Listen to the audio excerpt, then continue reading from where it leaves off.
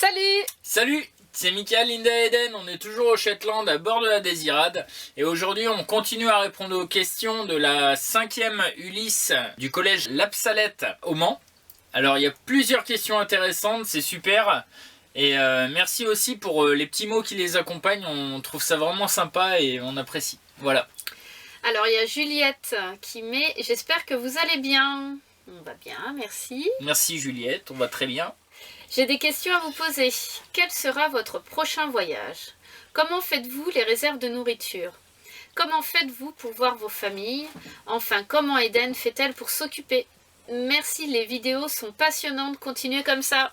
Alors merci Juliette pour ton petit mot, c'est vraiment sympa, c'est des bonnes questions. Et puis merci pour tes encouragements aussi, ça fait vraiment plaisir. Pour ce qui est du prochain voyage, on va finir celui-ci, hein, donc on était parti pour la Norvège il y a quelques temps. Et du coup ça se fera au printemps prochain si on peut naviguer. Et on verra au niveau des restrictions. Si on peut naviguer, bien sûr, ce sera l'objectif atteint. Voilà. Alors les réserves de nourriture, nous ce que l'on fait c'est qu'on achète beaucoup de légumes secs, genre lentilles, pois chiches, beaucoup de céréales aussi. Donc du coup on peut garder les aliments très longtemps. Après pour les produits frais, quand on fait des escales, les locaux vendent leur surplus de légumes au bout de leur jardin. Donc on achète souvent locaux et autrement on va au supermarché pendant nos stops. Les réserves de nourriture, elles vont se faire par rapport au voyage qu'on entreprend. En revanche, si on estime qu'on va voyager plus longtemps ou alors qu'on va faire des stops et il n'y aura pas forcément de magasin ou quoi pour trouver de la nourriture, là on va charger plus le bateau en nourriture. Donc ça va dépendre aussi des navigations qu'on fait. Oui, voilà. Et puis on les stocke, on n'a pas de congélateur, donc on les stocke, on a des coffres. Comme vous pouvez voir, on a des coffres un peu partout pour ranger la nourriture. Pour voir nos familles, alors c'est vrai que depuis 2 ans, on a du mal à rentrer en France.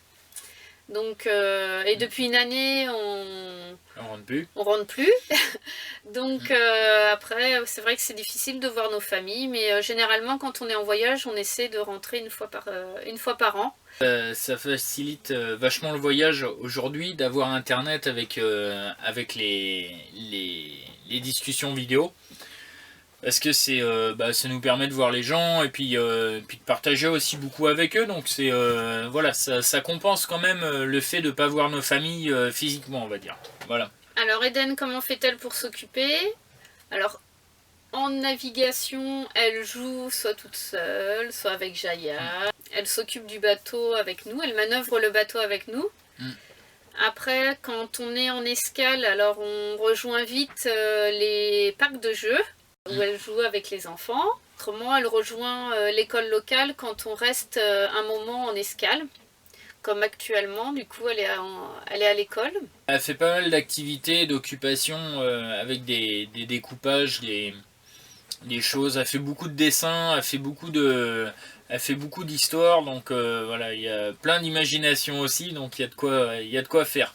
Voilà, elle est pas mal occupée. Alors ensuite, nous avons des questions de Kylian. Alors je vais le lire, Kylian. D'accord. Hein? Bonjour à tous. Comment faites-vous pour voir dans le noir total quand vous naviguez? Est-ce qu'il y a des personnes qui vous aident à manœuvrer le bateau? Comment feriez-vous en cas de tempête si le bateau chavirait? Bonne journée et j'espère que vous me répondrez. Au revoir. Alors oui, bien sûr qu'on va te répondre, Kylian. Merci pour tes questions, elles sont super intéressantes. Déjà pour voir dans le noir, alors je trouve ça plus dur de voir dans le brouillard que dans le noir en fait, personnellement. Et du coup ça nous est déjà arrivé d'être dans le noir total. Et moi je me dis, bah tant que je vois rien, c'est qu'il n'y a rien quoi. Tant qu'on voit pas de trop lumière, de questions. Justement quand on voit une lumière, c'est là qu'il faut s'inquiéter. Voilà. De se dire, bah il vient d'où ce bateau? Voilà, donc tant qu'il n'y a pas de lumière, tout va bien. Voilà. Et après, quand on navigue la nuit, on essaie de s'éloigner des côtes.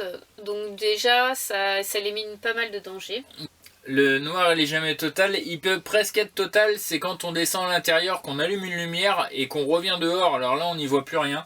Et ça c'est vrai que ça c'est dur parce que l'œil il s'adapte à la luminosité, à la lumière, donc forcément si on est en navigation de nuit, s'il y a une lumière violente qui arrive dans l'œil, ça y fait un choc et du coup c'est vraiment dur à se remettre dedans.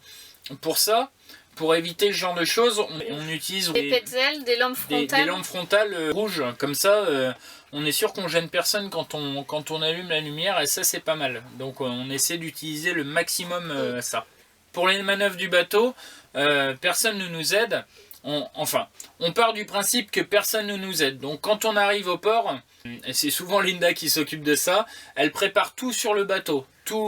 Alors les amarres, donc ce qui va nous permettre d'amarrer le bateau sur les quais, les cordages, elle prépare tout, les protections qui s'appellent des pare-battages, on prépare tout et une fois arrivé dans le port, hop, on fait la manœuvre. Donc il faut faire attention à tout, au courant, au vent, à la place qu'on a. Faire la manœuvre. Après, souvent de fois, quand même, il y a du personnel du port ou des voisins de ponton ou quoi, on se donne la main à faire ça. On s'entraide pour manœuvrer les bateaux et c'est pas mal. Ça évite la casse entre les bateaux, ça évite... voilà, s'il y a un peu de vent, c'est toujours plus dur à manœuvrer. Et ben, s'il y a quelqu'un sur le pont pour récupérer une amarre, justement, ça c'est sympa, ça aide. Si dans la tempête, le bateau chavirait, ça peut arriver hein, dans une mer très très forte, une tempête. Voilà, donc le bateau, on va dire, j'ai pas de bateau. Alors, on va dire que là, il y a le mât, et là, ici, c'est la quille en fait. Dans la quille, il y a beaucoup plus de poids que dans le reste du bateau. Quand c'est bien fait, c'est comme ça. Donc, ça permet de laisser le bateau droit comme ça. Et si auquel cas, le bateau, il chavirait, donc... Si le mât se mettait comme ça, hop, et la quille ici, comme la quille, le côté de la quille est plus lourd, le bateau va revenir comme ça.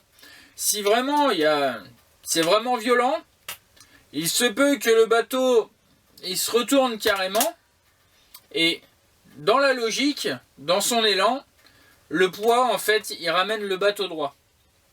Donc ça dépend comment est fait le bateau. Ça dépend le poids qu'il y a dans la quille, ça dépend de plein de choses en fait. Mais par principe, un bateau quand il chavire sur le côté, hop, il se remet droit. Et quand il se retourne, logiquement, il se remet droit. Bon, après, ce sera pas sans dommage. Hein. Le mât sera certainement cassé. Il y aura plein de choses d'abîmées. Mais voilà, par principe, c'est comme ça. Du coup, ça me fait penser à un livre qui s'appelle Le Damien, que beaucoup connaissent, que beaucoup de navigateurs connaissent. Ouais, c'est un récit de voyage. C'est un récit de voyage, ça se passe dans les années 70, et c'est des copains qui partent en voyage sur un bateau. Et du coup, ça leur est arrivé 2 fois, je crois, qu'ils chaviraient. Et à un moment donné, ils ont eu un doute quand même. Parce qu'ils étaient sereins quand même, ils se sont dit dans tous les cas le bateau revient voilà. à son point initial, mais il y a quand même eu des doutes, donc je vous laisserai le découvrir, je vous le présente le livre, et comme ça si vous souhaitez lire le livre, c'est un livre très sympa. Quand on fait quelque chose à bord, on fait un maximum d'imaginer le bateau à l'envers pour se dire bon bah ça au moins ça nous tombera pas sur la tête si le bateau se retournait.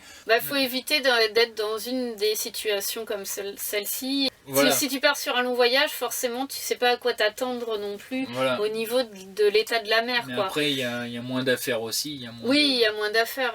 Nous c'est un bateau où on habite dedans, donc il y a beaucoup plus de choses. On est quand même entre le bateau et la maison, quoi. Donc il y a quand même pas mal de choses. Il y aurait pas mal de choses à revoir. Alors juste une petite parenthèse. Alors on a des... Vous avez vu depuis quelques temps, on nous a offert des tasses. Donc c'est une artiste qui est à Shetland. Ça s'appelle Jelly Bee. Donc je vous mets son site juste en dessous. C'est sympa d'aller jeter un œil. Et puis ils ont une chaîne YouTube aussi. Ah oui. Ils sont partis en voyage en Norvège justement. Et ils comptent aller en Islande, au Groenland, redescendre par les îles Fairway et revenir à Shetland. Donc vous pouvez aussi les suivre sur leur chaîne, on vous mettra le lien, ça s'appelle Sailing Test Best. Donc vous pouvez aller voir sur leur chaîne, vous abonner si ça vous intéresse. Petit clin d'œil à Test Best. Merci pour les tasses. Ensuite, il y a Paul Caudrin qui nous pose des questions. Bonjour les navigateurs, voici mes questions. Comment faites-vous pour vous amuser quand vous êtes en mer? Avez-vous le mal de mer? Si oui, comment faites-vous pour lutter contre le mal de mer? Pourquoi avoir eu envie de voyager en bateau et pas un autre moyen de transport? Comment votre fille Eden trouve-t-elle l'idée de naviguer? Je vous souhaite une bonne continuation et je vous dis à la prochaine fois. Merci Paul Gaudrin. Merci, c'est sympa. Merci pour tes encouragements. Alors pour s'amuser, c'est vrai que le temps est long en mer quand même. Alors c'est vrai que ça peut être très long et il faut pouvoir s'occuper en effet. Alors Linda et moi on discute beaucoup de choses et d'autres, d'escales qu'on a fait, voilà, on pense à des personnes, on se dit oh bah faudra les appeler, tiens, faudra... On pense aux blagues de nos amis et des fois ça peut durer toute une navigation, on rigole juste là-dessus. Franchement, il y a toute la mer aussi, c'est un endroit incroyable en fait. Oui, il y a beaucoup de choses à voir. Il n'y a pas une vague qui est comme l'autre, il y a plein d'animaux, il y a plein d'oiseaux. Oui, on croise des bateaux. Il y a plein de choses déjà à faire attention, donc déjà ça nous prend du temps. Après, on aime bien aussi suivre ce qu'on fait, donc bon bah là, hop, on a 5 minutes, on va comparer au GPS, on va regarder sur la carte, on va voir où on est, on aura une belle vision des choses bien large. On peut écrire dans le carnet de bord aussi, il y a quand même pas mal de choses, on est pas mal occupé en fait. Oui, bah ça arrive qu'on s'ennuie dans tous les cas. Et puis après, il faut régler les voiles aussi. Oui, et puis on prépare notre arrivée du coup, et puis voilà. Voilà, il y a plein de choses. Après, ça va dépendre de la navigation, encore une fois. C'est vrai que ces mots-là, ils reviennent à peu près à chaque question, mais c'est vrai que c'est le cas, ça va dépendre de la navigation. Même rester à regarder la mer, c'est déjà s'occuper en fait. Ouais, on aime bien faire ça. Donc il y a plein de choses à faire. Alors oui, en effet, nous avons le mal de mer et tous les trois. Oui, oui. On avait fait une vidéo à ce sujet qui est juste au-dessus. Pour éviter d'être malade, le mieux pour nous c'est d'être dehors, d'observer, d'être occupé, de tenir la barre, ça rassure beaucoup. Le fait d'être concentré sur quelque chose, déjà ça fait disparaître un petit peu le mal de mer. Voilà. Après nous, ce qui fonctionne très bien, le sirop que tu fais au gingembre, ça fait vraiment du bien. Ça c'est vraiment le truc. Et puis après on a des bracelets. Ouais. Puis ça, le sirop c'est pas un médicament. Si on a choisi de voyager en bateau, c'est parce que les choses se sont présentées naturellement comme ça. Avant d'avoir le bateau, on voyageait aussi, mais avec un van. On avait un petit van et puis on voyageait avec notre van. Et on avait 2 motos aussi, on en mettait une dans le van. Alors le van était équipé avec des hamacs qu'on pouvait replier. Comme ça, on pouvait mettre une moto à l'arrière et puis on avait un plateau, une remorque où on chargeait une autre moto dessus et puis on allait on se déplaçait comme ça. Alors c'était sympa parce que le van restait à l'emplacement où on était et puis après avec les motos, on bougeait à droite à gauche. Donc ça, c'était sympa. Et puis c'est vrai que le bateau, ça, au bout du compte, quand on en a fait l'acquisition, c'était quelque chose d'incroyable pour nous et le côté de déplacer sa maison, ça nous plaît bien, en plus que ce soit avec du vent, c'est encore mieux, plus intéressant qu'en voiture en fait. Voilà, c'est chouette. Et puis les choses se sont faites naturellement en fait. Par rapport à Eden, le bateau c'est vraiment par période. Alors déjà pour commencer, Eden elle est pas née sur le bateau, elle est née dans une maternité comme plein d'autres enfants.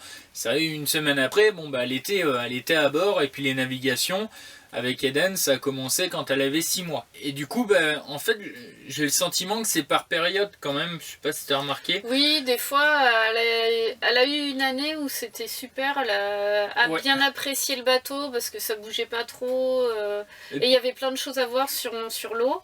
Oui. Donc ça y a beaucoup plu et il y a des années ça lui plaît pas du tout. Il y a des périodes, Par exemple, j'ai l'impression que cette année, c'est bien tombé qu'on n'a pas beaucoup navigué parce que cette année c'était vraiment pas le... Voilà, elle était beaucoup malade, elle a pas apprécié donc...